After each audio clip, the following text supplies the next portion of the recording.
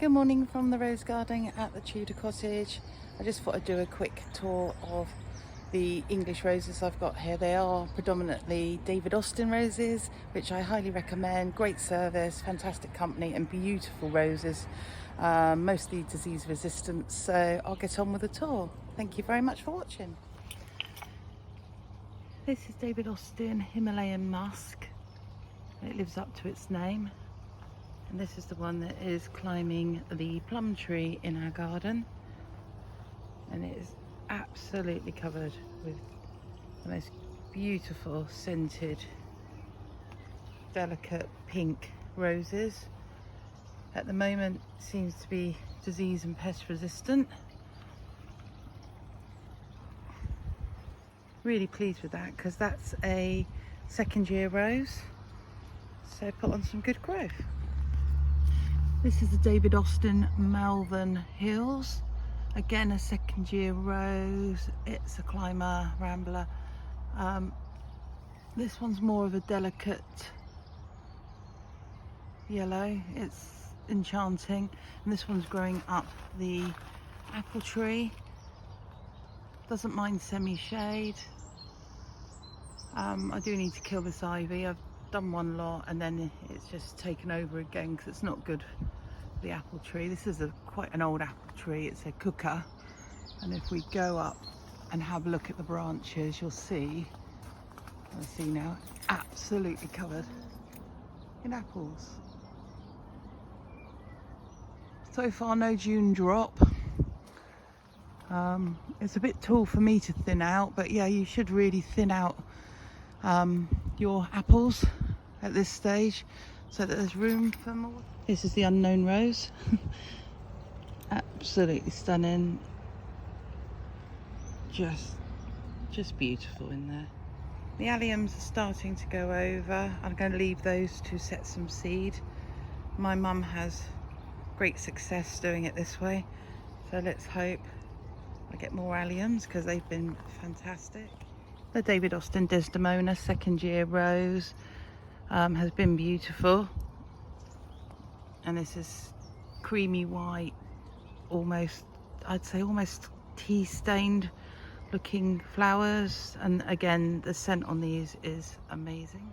The David Austin Olivia rose is still flowering its head off.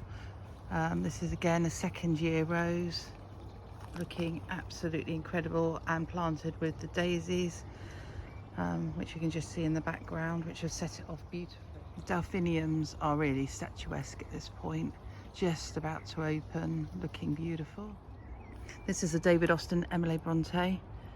Again, we've got that colour, the sort of pinky tinged with, I want to say like a tea stain, but it's utterly beautiful. And this is just ripple upon ripple of petal. That's my new favourite. I'm going to take a moment to appreciate the foxgloves before they really go over. Hoping to collect lots of seed from these. The feverfew is at its best now. This I've got all over the garden. It's south seeds. You have to be a bit ruthless sometimes and pull it up where you don't want it, but it is lovely, and you can make tea with that as well. And look at the size of this allium head. I put my hand next to it, and I've got big hands. This absolutely ginormous. Gosh, I hope that one seeds.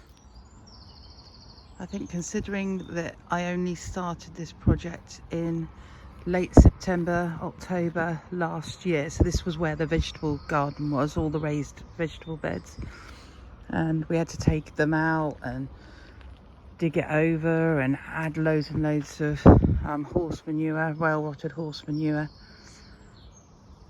draw the plans up. And most of these plants, other than the roses, are divisions from the garden, or grown from seed. So the roses I've purchased, bought in from David Austin's or garden centres that have got clearance sections, and then everything else in here are, like I said, bought in. There's even some remnants from the vegetable garden, so the keen eyes of you will spot the leek flowers. where I've left the leeks in. There's gooseberries in here and some red currants where I haven't moved those. But I think it's been a fabulous success. I'm going to end the video now with a like and subscribe pledge, please, which would be nice. And this is the David Austin Rambling Rector in its first year. It spent its first year in a pot, I should say. This is its second year in the ground, and it's doing its job. It's rambling. It's been beautiful, slowly going over now.